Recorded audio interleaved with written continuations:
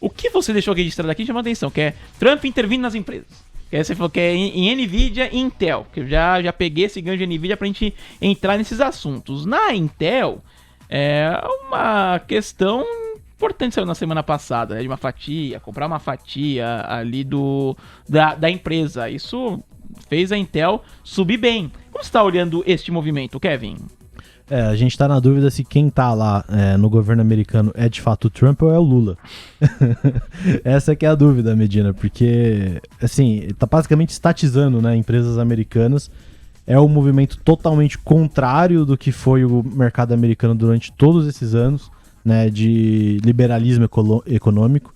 Então, assim, eu vejo com olhos muito ruins, assim, é o tipo de coisa que a gente costuma ver em mercados emergentes, principalmente governados pela esquerda, né, que querem estatizar mais as empresas. Então, assim, acho muito ruim o governo americano querer meter a mão em fatias de outras empresas de tecnologia, não importa se é estratégico ou não. É o mesmo discurso que usam para Petrobras aqui no Brasil, né, é um ativo estratégico.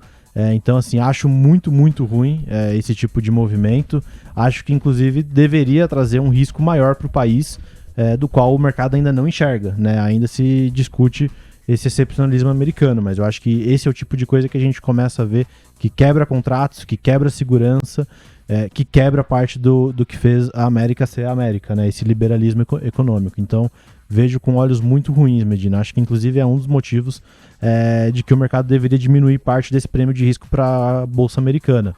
E, assim, você vê que não é um movimento de agora, né? O Trump tem feito isso já com várias outras empresas, né? Ele está tentando tomar uma fatia da Intel, ele está tentando organizar uma venda do TikTok para alguma empresa americana, né? Obviamente, ele pode beneficiar algum amigo dele, ele ofereceu para o Musk, na época que eles eram amigos, né? Isso também é algo ruim, né? Você pensa que o governo está mediando a venda de uma outra empresa dentro do país, né? Ele faz com a Apple o tempo todo, né? Fica ameaçando a Apple de taxar os iPhones se a Apple não investir mais nos Estados Unidos, porque grande parte do CAPEX, dos investimentos da Apple vai para a China. E a Apple não quis nem saber, né? A Apple falou, tá bom, investimos e pronto. Eles se sujeitaram, né? Eles falaram, beleza, se não for isso a gente vai sofrer. Então eles se sujeitaram a investir. A Nvidia, mesma coisa, né? A Nvidia perderia toda a receita dela, que é de, sei lá, cerca de 30, 40 bi por ano, se eles não vendessem chips para a China, né? Então, assim, a gente quer meter a mão em 15% do seu faturamento. A Nvidia pensa, pô, se é isso ou eu perco 30, 40 bi por ano. Então vale a pena, né? Vamos vender. Só que, assim, a longo prazo, Medina, isso vai se fazendo a América se parecer muito mais com um país emergente do que com um país desenvolvido. Mas por que esse risco investidor não tem... Porque eu acho que é o tipo de coisa de longo prazo, né, Medina? Que é aos poucos que você... É aquele tipo de coisa que você vai percebendo aos poucos e de repente, né? Tá. Acontece devagar e quando você menos espera, você acorda um dia e você se toca que o mercado, né, que a economia de uma forma como um todo mudou. Né? Eu acho que o mercado ainda preza muito a ideia de que os Estados Unidos tudo bem, né? O Trump tudo bem, porque o Trump é um cara... mais entre aspas, pelo histórico liberal. de confiança do sistema econômico e financeiro americano. Perfeito. Tem uma confiança no sistema econômico americano, tem uma confiança muito grande em cima do Trump. No mercado de capitais. Eu acho que isso, obviamente, joga a favor, né? Então, assim, o mercado não vai precificar esse risco todo por um movimento, né? Mas é isso, é aos poucos. Você vê que tem alguma coisa com a Apple, tem uma coisa com a Nvidia, tem uma coisa com o TikTok, tem uma coisa agora com a Intel. Aos poucos vai escalando cada vez mais. Quando a gente menos perceber, tá metendo a mão em bancos, tá metendo a mão em um monte de outras coisas. Legal. Bom, Kevin, pra falar de Brasil, você separou o tema Light ali, que aí eu quero te ouvir, hein, sobre a Light. Você estava posicionado aí na companhia. Continua, não continua? Qual que é a sua visão depois da decisão do Supremo? Entre outros pontos, era ruim, não, era boa pra Light, o papel teve toda aquela movimentada, devolveu, aí na sexta-feira, aquela alta da quinta, devolveu com uma queda de 11%, de 10%, hoje sobe um pouquinho, o investidor pensa, o que eu faço agora, Kevin? O que você vai fazer? Eu tô posicionado ainda, Medina, sofri um pouco aí nesses últimos dias. Na minha avaliação, foi um movimento extremamente positivo pra empresa, tá? Então, pra contextualizar, né, na quinta-feira, né? Na quinta-feira a gente teve a decisão final do STF em relação à ADI 7324, que, né, impactaria não só a Light, como várias outras empresas de distribuição de energia. Então, várias empresas do setor seriam impactadas por essa decisão do STF. De fato, ali o STF julgou aquilo que o mercado esperava, né, uma prescrição de 10 anos, e dali que os consumidores teriam direito, dali para trás não mais. Só que ele mudou algumas coisas no meio do jogo. Né? Acho que as principais coisas que ficaram na dúvida ali seria o período para onde essa prescrição aconteceria. Então o mercado tinha um entendimento que seria esses 10 anos, ele seria de 2020, que foi quando teve a homologação da lei, até 2010. Mas aí já se abriu discussões que não, poderia ser de 2017 a 2007, vai depender de cada empresa. Então tem uma discussão do período, que ainda está meio que em aberta, e ele também mudou a regra em relação a o que elas de fato têm direito a receber.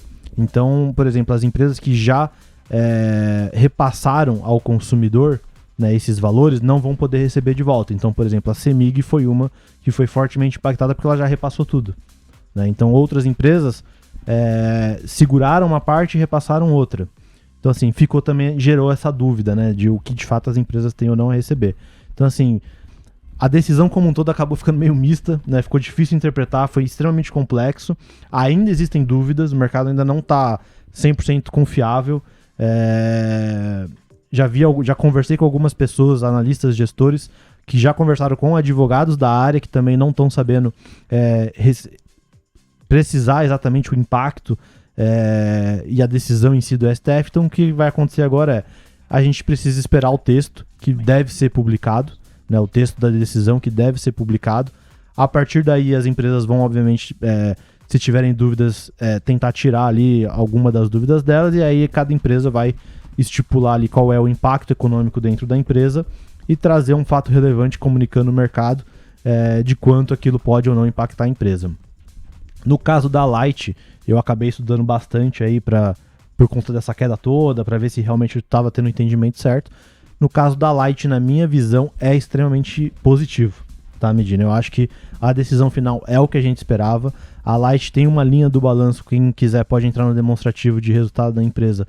Tem lá uma linha do balanço que fala exatamente que a Light tem 3 bilhões provisionados, que não foram ainda entregues ao consumidor. Então ela fugiria dessa regra de que o que já pagou não pode ter de volta, né? Ela não pagou. Obviamente, na empresa, a gente até brincou nos grupos, na empresa carioca em recuperação judicial, óbvio que eles não iam repassar.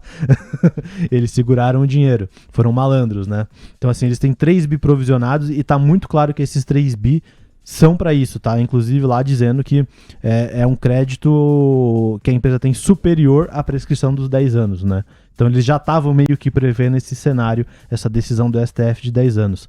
Então assim, na minha avaliação tá muito claro que sim, a Light vai ter um valor relevante a receber, deve dar algo em torno de 2 bilhões de reais líquido, né? Já com IRPJ e CSLL paga. Então, assim, isso é bem relevante para o papel. Não fez preço ainda, mas eu acredito que sim, essa decisão foi bem favorável e que deveria fazer preço no papel ainda, de repente, quando a empresa postar um fato relevante, um comunicado avisando desse impacto, talvez ainda faça. E de toda forma, era a cereja do bolo, né? Ainda tem outros gatilhos que deveriam fazer preço na Light nos próximos dias, como a renovação da concessão, que agora passa a ser o próximo gatilho. Aqui no chat, Kevin, não tem outro tema que os outros comentam, que é a decisão do ministro Flávio Dino do Supremo Tribunal Federal. Foi uma notícia da Folha de São Paulo, né, do ministro enviando uma decisão aos bancos, decidindo que ordens judiciais executivas de governos estrangeiros não têm efeito no Brasil até que o Supremo a homologue e decrete a sua validade. Aí muita gente fala, isso fez muito preço. O índice ele diminuiu, o índice futuro, né? Diminuiu os ganhos, e eu vi alguns analistas atrelando a isso. É risco? É ruído? É o quê, Kevin? Pra mim é risco, tá, Medina? Acho que é risco sim, porque demonstra, né, que o Brasil, de certa forma, vai querer bater de frente.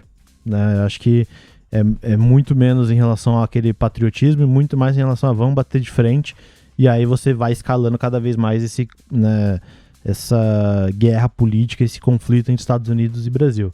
Então, para mim, é risco sim. Inclusive, já acharam aí algumas outras exemplos, né, de que outros países tentaram bater de frente assim no passado de uma forma parecida e tiveram multas bilionárias assim para bancos que infringiram a regra, por exemplo. Então, acho ruim, tá, Medina? Acho que é uma forma do Brasil tentar bater de frente. E isso pode, obviamente, continuar escalando cada vez mais esse conflito. A gente vê que o Lula também não baixou a bola, né? Ele continua, de certa forma, cutucando, né? Atacando o Trump. Vamos ver. Eu acho que a gente está indo, talvez, por um caminho perigoso. Não está fazendo tanto preço na bolsa ainda, né? Acho que tem outras coisas que estão... É que isso é uma coisa entre várias outras que o mercado está olhando agora, né? Então eu acho que o mercado está deixando isso um pouco de lado enquanto não escalou de uma forma perigosa, né? Mas é algo para acompanhar com certeza.